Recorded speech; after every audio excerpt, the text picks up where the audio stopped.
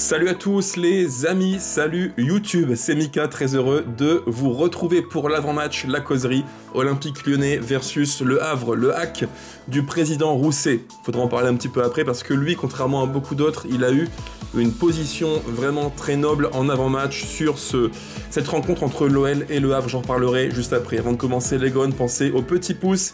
Pour la causerie qui fait très plaisir, pensez aussi à commenter, me dire vos différents points de vue sur cet avant-match. Est-ce que pour vous, l'OL va gagner demain et faire le grand pas vers le top 4? Pensez aussi à vous abonner et enfin activer la cloche pour ne rien manquer. L'avant-match, c'est parti, format très rapide.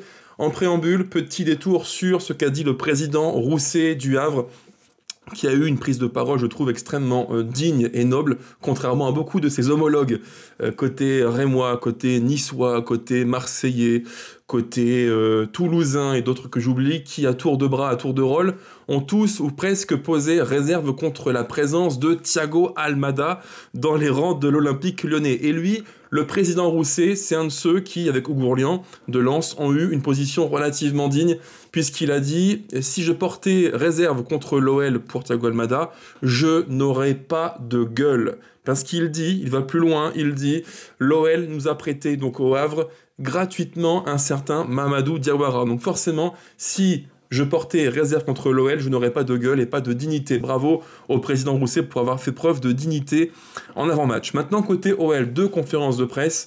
Tout d'abord, Saël Koumbedi et ensuite Paulo Fonseca. Alors, côté conférence de presse de Saël Koumbedi, Saël nous parle de plusieurs sujets intéressants, donc les questions qui sont posées et donc les réponses qu'il y a apportées. Tout d'abord, le coach et son absence qui sera donc en tribune pour le match contre Le Havre.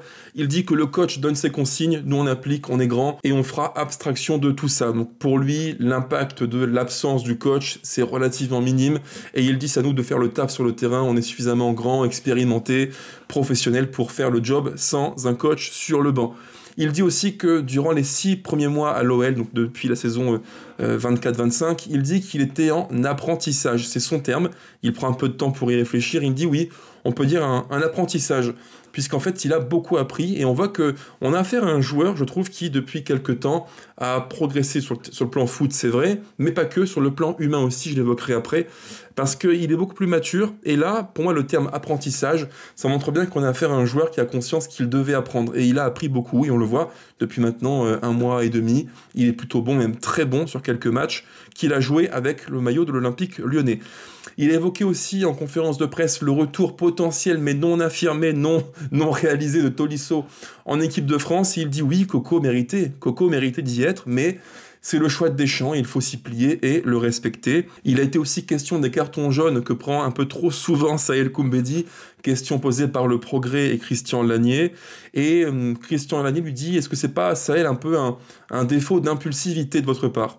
Et Koumbedi lui répond, oui, en effet, c'est un point d'amélioration, je le sais, c'est pas la peine de me le rappeler, je le sais très bien, et j'y travaille beaucoup pour être moins dans l'impulsivité et plus dans le contrôle. Voilà en gros ce qu'il faut retenir pour Saël Koumbedi. Je dirais que dans l'ensemble, une conférence de presse pas extraordinaire pour Saël, mais par contre, il y a un point qu'il faut souligner, parce que trop souvent on tire sur le négatif, mais on ne dit pas ce qui est positif. Saël, si tu m'entends, bravo, parce que moi j'ai en souvenir un Saël Koumbedi, l'an passé, il y a 2 ans, en conférence de presse que je trouvais sacrément immature et un petit peu enfantin et pas toujours très réfléchi dans ce qu'il pouvait dire. Là, franchement, je vois un jeune qui commence à se structurer, qui parle bien et qui a fait de gros progrès face caméra. Donc franchement, Saël, bravo à toi, chapeau. Continue comme ça, on sent bien que tu commences à prendre en maturité. Bravo Saël. Maintenant, côté Paulo Fonseca, conférence de presse rapide d'environ, je crois, 12-13 minutes. Je vous cite Fonseca pour être très précis. Il nous dit, le coach portugais, que beaucoup de choses ont été positives. Notre organisation défensive a été bonne. J'ai aussi aimé la dynamique offensive. Nos joueurs ont été efficaces. C'est vrai, c'est un point qui tranche beaucoup depuis maintenant, je dirais, depuis qu'il est à l'OL, depuis 1 mois. On voit une équipe qui est beaucoup plus performante offensivement et qui souvent finit les matchs avec 3 ou 4 buts. C'est intéressant, ça montre bien que là-dessus on a aussi progressé et qu'on a passé un cap, comme le dit très justement Paulo Fonseca. Paulo Fonseca a aussi évoqué la sanction contre les bad guns, puisque oui, on jouera demain avec une tribune à moitié partiellement fermée, on va dire.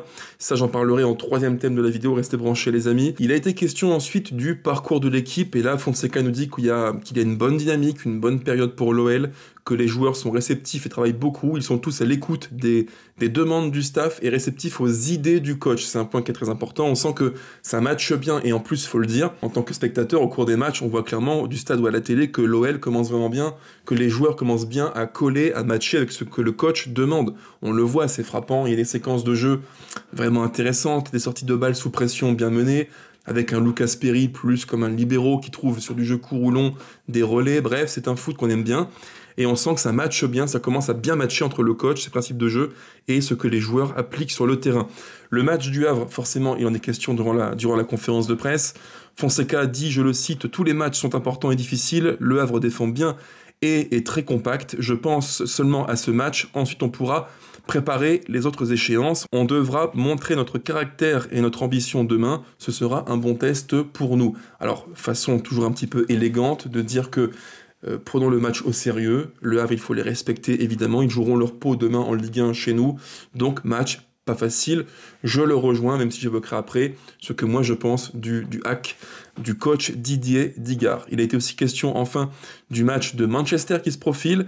Et le coach Fonseca est sans détour. Il dit que ce serait une grave erreur de penser déjà à Manchester. Il y a le temps, c'est dans un mois. Cap et priorité sur la Ligue 1 avant de penser à l'Europa League. Et enfin, le cas Cherki. Et Fonseca a dit, alors là, c'est très clair ce qu'il nous dit, Ryan a des qualités impressionnantes, il peut décider seul de l'issue du match. Je trouve qu'il a entièrement raison, le coach Fonseca. Il invente des choses incroyables et des qualités techniques impressionnantes. Il doit encore travailler, notamment défensivement, ça c'est vrai aussi, mais j'aime beaucoup ce joueur. Il progresse et je suis surpris parce qu'il travaille beaucoup pour aider l'équipe. Et il termine avec une phrase que j'ai bien évidemment retenue pour vous. Il dit « J'essaie de travailler pour qu'il soit, donc Ryan, associé à Thiago Almada, à l'équipe dès maintenant. » Donc on sent que le coach veut, sur du court terme, créer un 11 dans lequel on peut incorporer facilement, sans difficulté d'équilibre, et Thiago Almada et Ryan Cherki. Et je pense que c'est mon intuition qui me fait croire que demain, nous pourrions voir un 4-2-3-1 dans lequel peuvent cohabiter et Thiago Almada et Ryan Cherki. Maintenant, on passe au Havre. Qu'est-ce que ça vaut, le Havre de Didier Digard? Une équipe qui est actuellement dans le bas du classement en Ligue 1, qui n'a pas une saison facile, ça c'était logique et prévisible.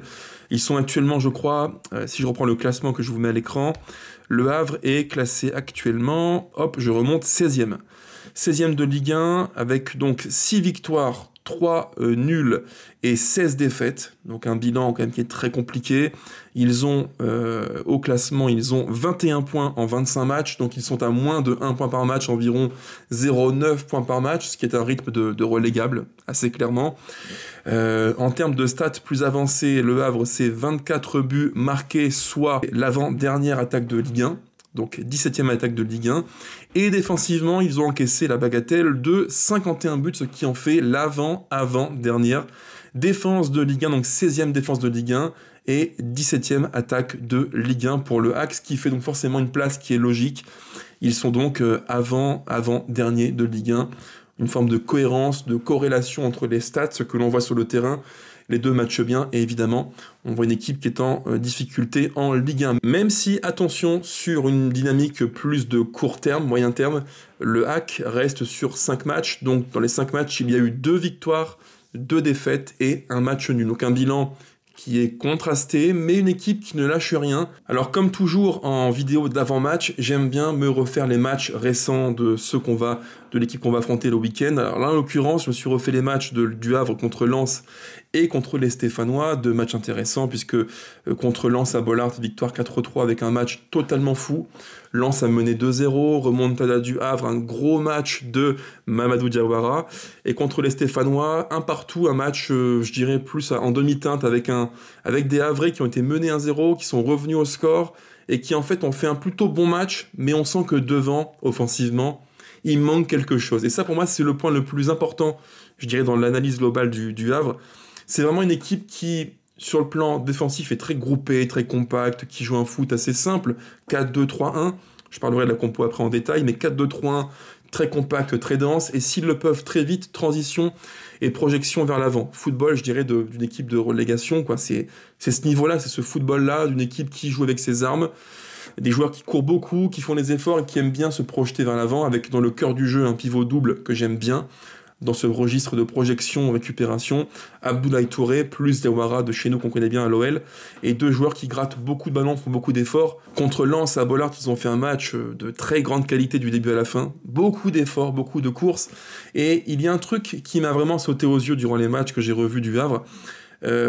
C'est une équipe qui, par moment, au cours des matchs, a des trous d'air, mais vraiment énormes. On se dit, mais waouh, comment ils peuvent se maintenir en Ligue 1? C'est quasiment impossible. Mais, avec eux, un match n'est jamais fini. C'est vraiment un trait caractéristique, ils ne baissent jamais les bras.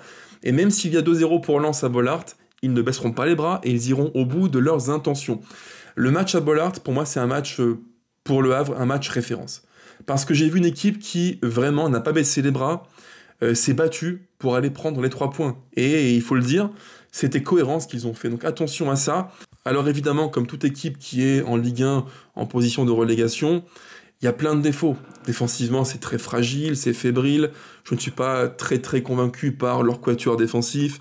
Quand je vois Gauthier Lloris, je me dis que bon, c'est un gaucher qui peut trouver par la passe de bons axes de relance. C'est pas déconnant, mais je trouve que dans l'ensemble, c'est très fragile, quoi. C'est très fragile. Et tous les matchs qu'ils ont joués récemment, même s'il y a eu des victoires pour le Havre, notamment à Lille avec un match de grande qualité où ils ont été tout en résilience et en abnégation, malgré tout, dans leur temps faible, tu sens que ça peut vite partir en sucette. C'est fragile, c'est très fragile, mais comme je vous l'ai dit, voilà, équipe pleine de belles valeurs, de conviction, d'abnégation, de courage, ce qui fait qu'avec eux, même si tu mènes 1-0, 2-0, il faut tout le temps se méfier parce que le match n'est pas terminé. Voilà. Maintenant, petit focus, une petite loupe sur, en détail, le 11 du Havre. Un 4-2-3-1 avec au cage un ancien Lyonnais qui est Mathieu Gorgelin. Une défense à 4 avec dans l'axe Gauthier Lloris, le frère de Hugo Lloris. À ses côtés, Kinkwe. À droite, Loïc Nego qui est en sélection hongroise, joueur d'expérience qu'on a connu bien en Ligue 1, passé par Nantes et maintenant au Havre. Latéral gauche, alors peut-être Fodé Ballo-Touré, mais j'ai un énorme doute. Il s'est blessé contre les Stéphanois lors du match précédent. Donc est-ce qu'il jouera ou pas demain? J'ai un gros doute. Il en manque aussi Opéry. Donc on verra, mais je pense qu'il y aura demain une absence de marque côté gauche pour les Havrais. Dans le cœur du jeu, c'est pour moi leur point fort, le point fort majeur du Havre, ce pivot double que j'aime bien dans ce registre d'équipe qui veut gratter les ballons et aller devant très vite. Plus défensif, Abdoulaye Touré. Alors oui, c'est pas un nom clinquant en Ligue 1, c'est pas un joueur où on va se dire « Waouh, super, Touré, c'est la classe ». Non, c'est vrai, mais moi, c'est un gars que j'aime beaucoup. J'insiste, j'aime beaucoup ce profil-là. On l'a connu à Nantes durant quasiment, je crois, 8 ans, 9 ans, 10 ans, un truc comme ça. C'était un joueur très important à Nantes, un joueur que j'aime beaucoup, parce que lui, pour le coup, quand on prend l'équipe du Havre, qu'on la voit avec attention durant les matchs, c'est quelqu'un qui, dans le 4-2-3-1 de Digard, c'est un petit peu le point d'équilibre. En fait, tout tourne autour de lui. C'est le joueur qui a la caution défensive, grosse présence physique, je pense qu'il fait un 87-88, très costaud, puissant, archi puissant, et surtout, c'est un joueur qui a un bon pied droit, il est fiable. Moi, vraiment, Abdoulaye Touré, je pense qu'avec, alors il a 31 ans, avec 10 ans de moins, avec ce niveau-là, je pense qu'il pourrait largement toquer à la porte d'un top 5 en Ligue 1. Vraiment, je le pense. C'est un bon joueur de foot, puissant, complet, physique, endurant, belle frappe de balle, projection, contrôle du jeu. C'est pas un cador, c'est vrai, mais en Ligue 1, dans cette Ligue 1-là, dans ce Havre-là, c'est pour moi un très bon joueur de foot. Et devant, un trio donc de milieu offensif et ailier avec à gauche Soumaré, logiquement, soit Keshta, soit Andrayou comme numéro 9,5-10, et à droite, Josué Casimir, et en pointe, la recrue égyptienne, Ahmed Hassan, qui a un profil de joueur un peu pivot, très grand, très longiligne. Ceux qui suivent bien le football marocain et aussi turc, joueur du Fenerbahçe, en l'occurrence, il me rappelle beaucoup En-Nesyri. Profil de joueur très longiligne, très grand, bon dans les airs, remiseur, ouais, un joueur comme ça, quoi. Et lui, pour le coup, il a un profil vraiment atypique. Alors certains ont dit qu'il avait un petit côté Giroud, pourquoi pas, en moins puissant, je dirais, moins tanké. Mais par contre, dans les matchs du Havre, ce qui est vraiment intéressant avec lui, c'est qu'il n'est pas seulement ce numéro 9 qui va capter les ballons devant, un peu comme une grande perche à la Peter Crouch, pas du tout.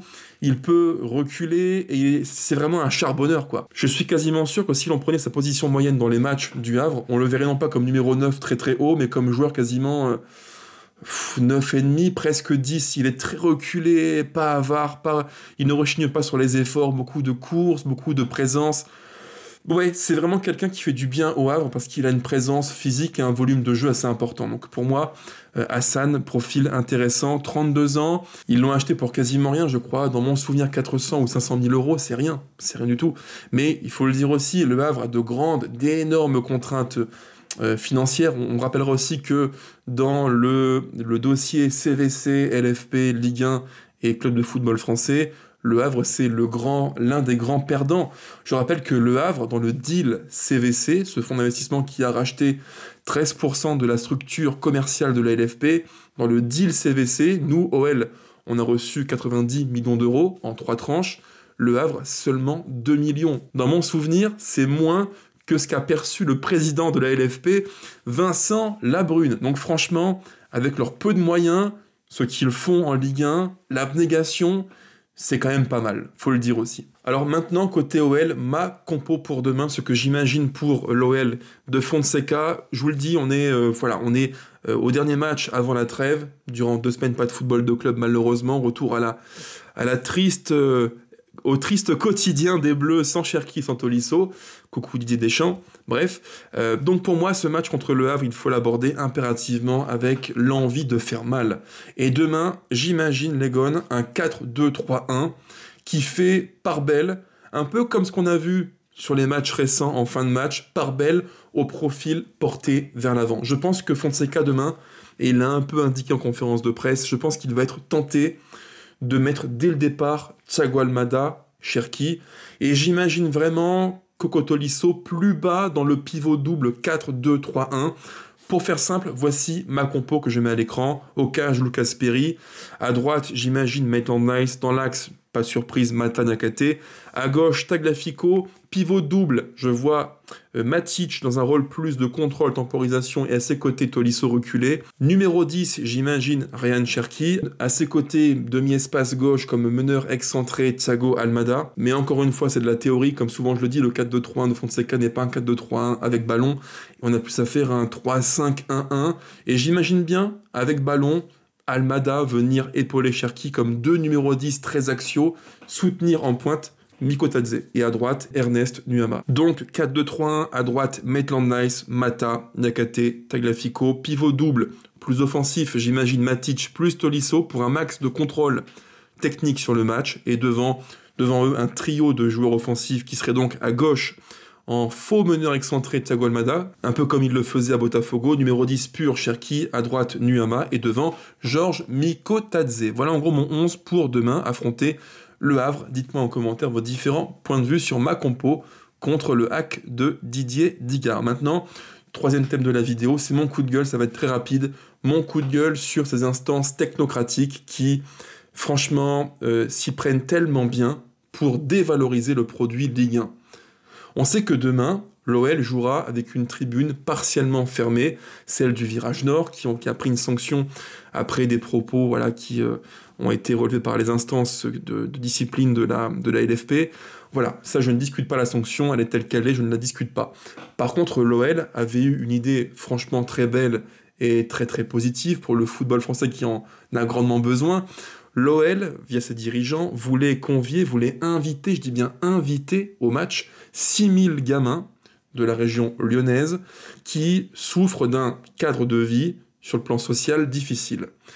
Franchement, initiative magnifique, je dis 1000 fois bravo aux dirigeants. Mais, parce qu'il y a un mais, nos chères instances du football français, de la LFP, qu'ont-elles répondu ? Non, nous voulons appliquer strictement, rigidement, technocratiquement, les sanctions qui sont appliquées à l'Olympique lyonnais. Donc demain, purement et simplement, il n'y aura pas 6000 gamins en tribune qui auraient profité d'un match de foot auquel ils n'ont, je pense, pas tout le temps accès malheureusement. Ces 6000 gamins ne pourront pas aller demain encourager leur club, vivre un moment de folie. On les prive de ça parce que oui, en France, on a une vision du foot qui est technocratique, bureaucratique, rigide, la sanction, la répression. Et quand un club comme l'OL trouve une issue positive qui embellirait ce football français si terne et triste, on dit non parce qu'il faut appliquer durement les sanctions. Ça me fout la gerbe. Vraiment, ça me dégoûte. Voilà, c'est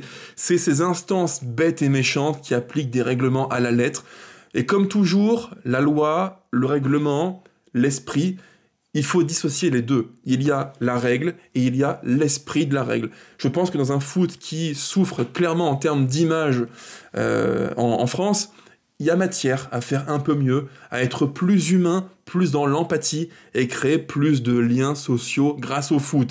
6000 gamins qui ne pourront pas aller au match parce que ces messieurs qui vivent à Paris dans les grandes instances du football français ont acté que non, il fallait appliquer la sanction durement pour l'Olympique Lyonnais.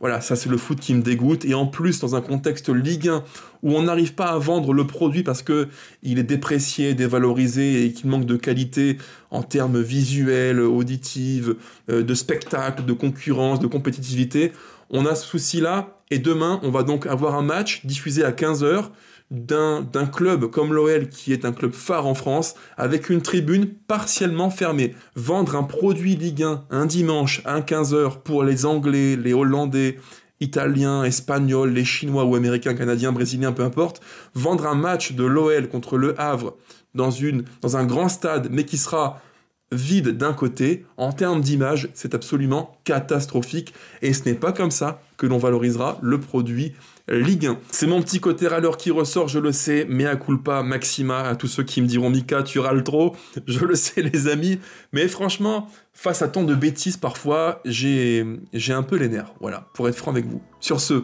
les gones, bon match demain contre le Havre, portez-vous bien, et allez l'OL, toujours, évidemment, objectif top 4 dans le viseur. Ciao ciao les gones.